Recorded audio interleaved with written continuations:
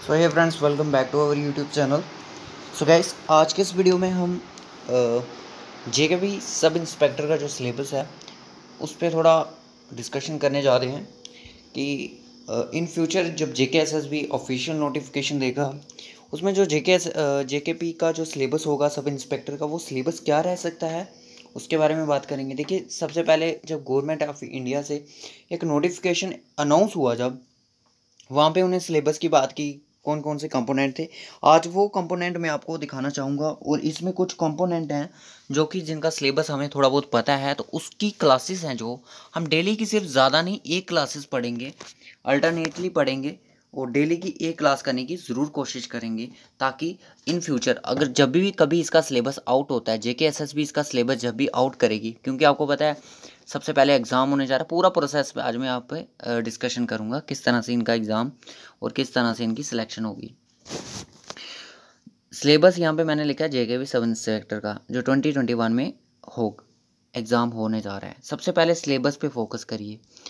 देखिए, जब आपने ये वो गवर्नमेंट ऑफ जेएनके का नोटिफिकेशन देखा, उसमें सिलेबस में आपको ये चीज़ देखने को मिली कि वहाँ पे कुछ कंपोनेंट्स दिए गए थे कि जनरल अवेयरनेस और जनरल नॉलेज, यानी कि एक चीज़ है इसमें आपको करंट अफेयर भी करने हैं और कुछ जनरल नॉलेज भी पढ़ना है।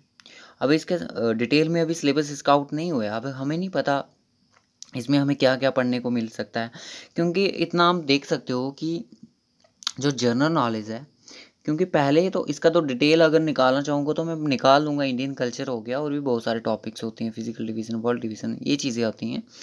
बट जब जेकेएसएसबी इसको सेटअप करने जा रही है, एग्ज़ाम का पैटर्न सेट करेगी और सिलेबस भी कुछ सेट करेगी जेकेएसएसबी, तो वहाँ पे क्या होगा कि कुछ शायद कुछ टॉपिक नए देखने को मिले, शायद जो जेकेपी डालती थी वो यहाँ पे नहीं डाले जाएँ। तो इस तरह से हम इस कंपोनेंट को यहाँ पे अभी डिस्कशन नहीं करेंगे, बस इतना है। उसके बाद आती है knowledge of elementary mathematics. Elementary mathematics कौन सी होती है? देखिए, एलिमेंट्री मैथमेटिक्स यानी कि आपका जो मैथ है, ठीक है, मैथ में कौन कौन से सब्जेक्ट्स आते हैं, सॉरी टॉपिक्स आते हैं, ठीक है, जैसे एवरेज हो गया, परसेंटेज हो गया। अब क्या बता जेकेएसएसबी कौन कौन से सेट करती है इनके लिए, पर जो टोटली जो जिनकी पॉसिबिलिटी होती है कि ये एग्ज़ाम में आएंगे डेफिनेटली, उन पे हम फोकस ज़्यादा करेंगे। तो जब तक जेकेएसएसबी इसकी नहीं देती, नो ऑफिशियल जो सिलेबस नहीं आउट होता, क्योंकि ये चीज़ें जो हम पढ़ाएंगे वो तो आनी ही आनी हैं। उसके बाद है understanding and uses of IT, यानी कि यहाँ पे कंप्यूटर की बात हो रही है, ठीक है। उसके बाद आता है एनालिटिकल एप्टीट्यूड। देखिए, अगर आप एसएससी का एग्ज़ाम देखोगे, वहाँ पे सब इंस्पेक्टर देखोगे, एसएससी का जो एग्ज़ाम में होता है analytical aptitude, ability to observe and distinguish pattern, ये जो टॉपिक है ये साथ में ही होता है, यानी कि ये दोनों रीजनिंग के टॉपिक हैं, ठीक है। कहीं ना कहीं ये रीजनिंग से साथ डील करते हैं। उसके बाद है बेसिक नॉलेज इन इंग्लिश।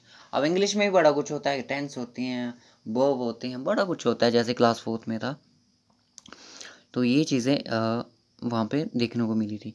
अब यहाँ पे मैं बात करूँगा कि सर हम जो आप बोल रहे हो कि अल्टरनेटली एक क्लास हम स्टार्ट करने वाले हैं, तो वो कौन सा सिलेबस यहाँ पे स्टार्ट करने वाले हैं और कौन से कंपोनेंट के लेके चल जाएंगे। देखिए, सबसे पहले हम सिर्फ 2 कंपोनेंट को यहाँ पे लेके चलेंगे आज। जैसे एक नॉलेज ऑफ एलिमेंट्री मैथमेटिक्स, दूसरा हो गया आपका एनालिटिकल एप्टीट्यूड, और इसी के साथ इसको भी पूरा कवर अप करने की कोशिश की जाएगी। बट मैं आपको बता दूँ, इसमें जो सिलेबस है, टॉपिक थे रहते कौन कौन से हैं एलिमेंट्री मैथमेटिक्स में, और डिस्टिंग्विश जो एनालिटिकल एप्टीट्यूड है इसमें कौन कौन से रहते हैं, ठीक है।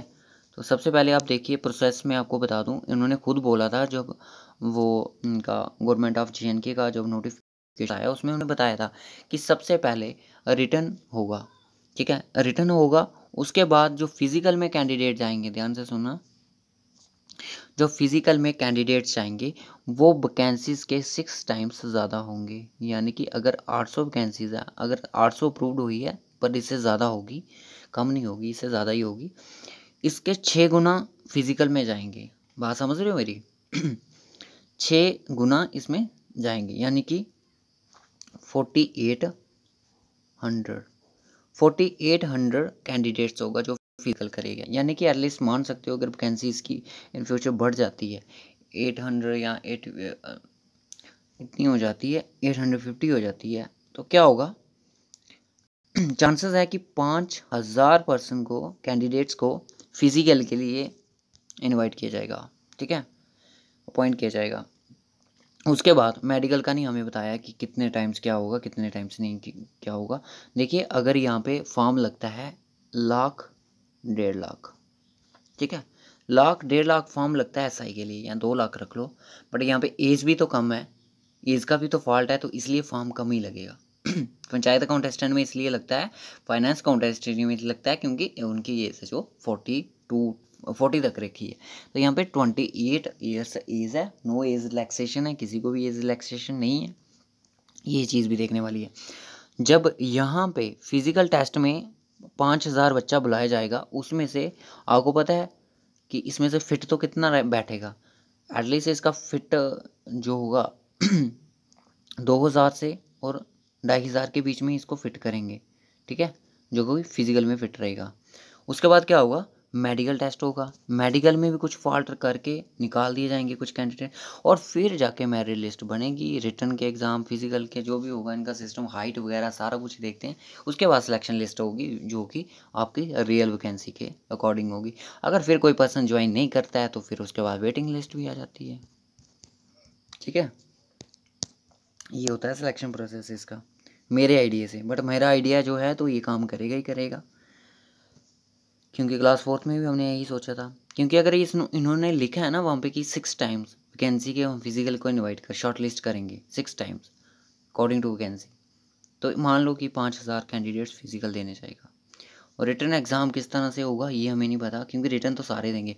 देखिए फिजिकल में क्या होगा कि यहाँ पे अगर एग्ज़ाम क्वालिफाई करता है पर्सन, 5,000 क्वालिफाई कर गया, ठीक है, इनके अंडर आ गया, जो इनका शॉर्ट लिस्ट होगी इसमें आ गया। कुछ पर्सन होंगे जो इंटेलिजेंट होंगे, सीधी सी बात, कुछ लोग ऐसे होते हैं जो इंटेलिजेंट होते हैं बट फिजिकली वो फिट नहीं बैठते हैं, बुरा मत मानना बट ऐसा होता है, ठीक है। कुछ की तो हाइट कम होगी, क्योंकि अगर 5-6 हाइट बोला है तो कुछ ना कुछ करके वो देख लेते हैं।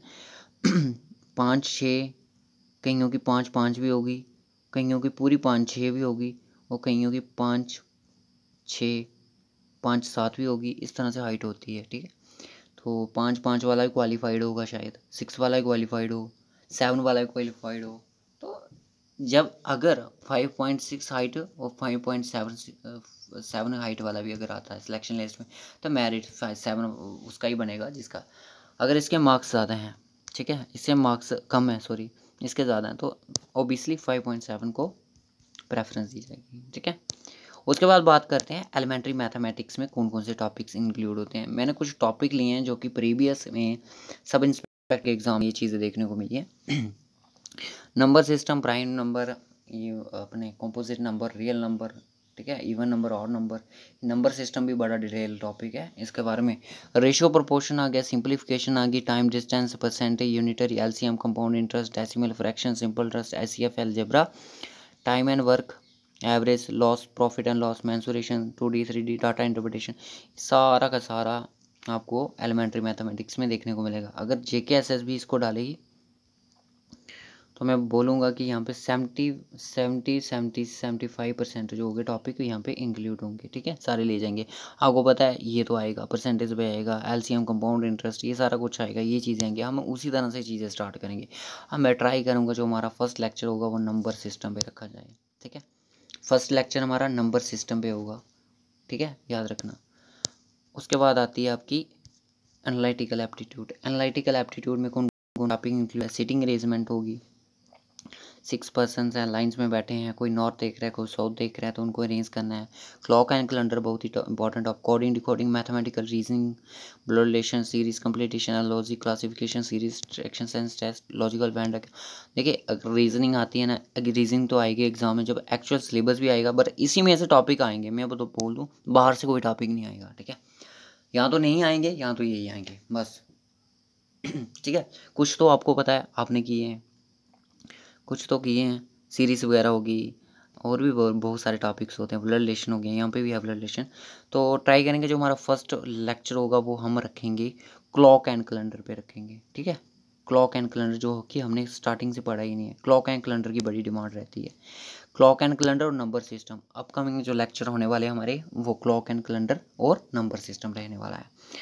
तो फर्स्ट हमारा लेक्चर होगा मैथ का नंबर सिस्टम पे, और रीजनिंग होगा। रीजनिंग की मैं आपको गारंटी देता हूँ कि रीजनिंग में आपको अच्छा स्कोर कराना मेरी जिम्मेदारी है, क्योंकि क्लास फोर्थ को मैं इतना कह सकता हूँ, क्लास फोर्थ को मैंने अच्छा स्कोर करवाया है।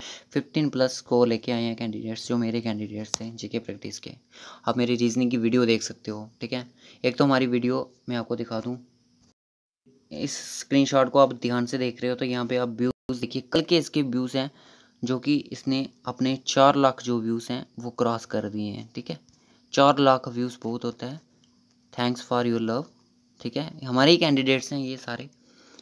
10,000 लाइक है, डिसलाइक तो चलो 1000 से ही नीचे है, और 500+ कुछ कमेंट्स भी है, ठीक है। बहुत सारे कमेंट्स हैं। 4 लाख, अब तो इससे ज़्यादा हो गया होगा व्यूज़, बट आप देख सकते हो एनालॉजी का टॉपिक था, और मैंने प्रैक्टिस बेस्ड क्वेश्चन थे, बच्चों को काफ़ी हेल्पफुल मिली। एग्ज़ाम में भी कुछ आए थे क्वेश्चन, 1-2 मार्क्स का ही आया था, बट आया था क्लास फोर्थ में, देख सकते हो। कोई भी ऐसा नहीं है मैंने क्लास फोर्थ के लिए रखा है, कोई भी हाई लेवल का कोई भी एग्ज़ाम है उसके लिए भी आप ये चीज़ें पढ़ सकते हो, क्योंकि बेसिक आपको क्लियर करना है। तो आपको क्या दिक्कत है, इसमें लिंक मिल जाएंगे आपको, part 1, part 2, part 3, part 4, part 5, 6 तक पार्ट हैं इसके एनालॉजी के, और आई थिंक ये आपका टॉपिक भी है। और यहाँ पे देख लीजिए एनालॉजी, ठीक है, एनालॉजी यहाँ पे भी है, और ये एनालॉजी मैं आपको करवाऊंगा, ऐसी बात नहीं है, बट लिंक मैं आपको उसके प्रोवाइड करूंगा जो हमारी ऑलरेडी वीडियो अपलोडेड है। एक ही वीडियो बनाएंगे और उसके लिंक में सारे के 6 पार्ट हम आपको प्रोवाइड कर देंगे, और आपको पार्ट वेट करने की ज़रूरत ही नहीं पड़ेगी। और फर्स्ट हमारा टॉपिक है क्लॉक एंड कैलेंडर, और दूसरा टॉपिक है हमारा नंबर सिस्टम।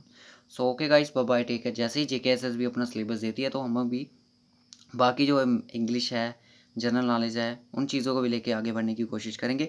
और हमारी जिम्मेदारी है कि आपका सब इंस्पेक्टर का जो रिटन एग्ज़ाम होगा उसको क्वालिफाई करना है, और फिजिकल आपने खुद देखना है किस तरह से सुबह आपको रनिंग को जाना है। कोई देखिए रनिंग का सिस्टम मैं आपको बता दूँ, ऐसी बात नहीं है रनिंग नहीं होती है, होती है, सबसे रनिंग हो जाती है। सबसे पहले अपना वेट काउंट कीजिए कि आपका वेट कितना है, सीधी सी बात। अगर जिसका वेट 50 है, 50 तो आजकल किसी का भी नहीं है जो ग्रेजुएट है, 50 का वेट है, तो आपको मैं बोलूँ कि 15 दिन में आप ट्रेन हो सकते हो रनिंग के लिए, क्योंकि 6.5 मिनट के अंदर रनिंग आपको निकालनी। जिसका वेट 55 है, 55 है, वो 20 ले सकता है, और जिसका वेट 60 है वो महीना 1.5 महीना भी ले सकता है, क्योंकि वेट पे डिपेंड करता है आपकी रनिंग, और आपने कभी रनिंग की भी है या नहीं की, ये डिपेंड चीज़ करती है, ठीक है। रनिंग के भी कुछ स्टेप्स होते हैं, जब हमारा हो जाएगा ये रिटन एग्ज़ाम, उसके बाद कुछ स्टेप्स आपको सिखाए देंगे रनिंग कैसे करनी है, ठीक है। मैंने भी बहुत सारे रिक्रूटमेंट में रनिंग निकाली है। तो okay guys, bye bye, take care.